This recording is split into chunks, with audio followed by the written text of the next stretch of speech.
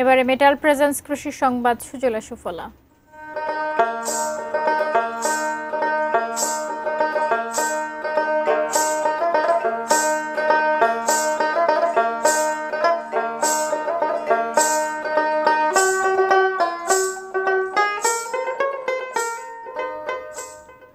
গোপালগঞ্জে প্রথম বাণিজ্যিকভাবে লিচু চাষ করে সফল হয়েছেন দুই ভাই।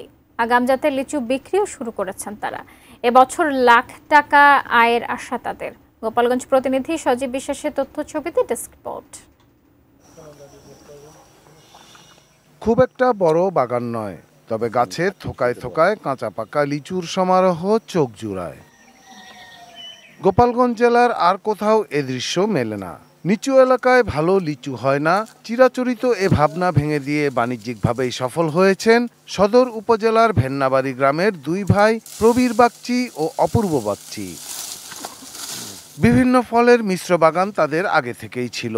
5 বছর আগে 1 বিঘা জমিতে করেন লিচুর বাগান। দিনাজপুর থেকে বোম্বাই ও পাবনা থেকে মোজাফফর জাতের 50টি চারা কিনে এনে লাগিয়েছিলেন। তার মধ্যে 21টি বোম্বাই ও 5টি মোজাফফর লিচুর গাছ টিকে যায়। মিষ্টিও যেমন কালার যেমন আকার সেরকম আমরা 400-500 টাকা সহ বিক্রি করি। ফলন এবার খুবই ভালো হয়েছে, যে দেখেন এবার লিচু খুব ভালো হয়েছে এবং লিচুর সাইজ ভালো, দামও ভালো। প্রচুর লিচু আছে, একটা গাছে প্রায় 5 থেকে 7 হাজার লিচু আছে।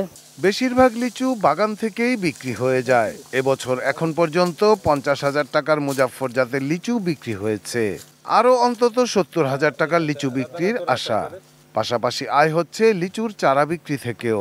আগাম পাকার দরুন আমরা এর পিটিয়া দামটা খুবই ভালো পাই। এই বাগান দেখে অলরেডি একজন চারা নিছে 30টা, আর একজন 150 চারার অফার দিচ্ছে। খরচ বেশি এখন নাই, বুঝছেন।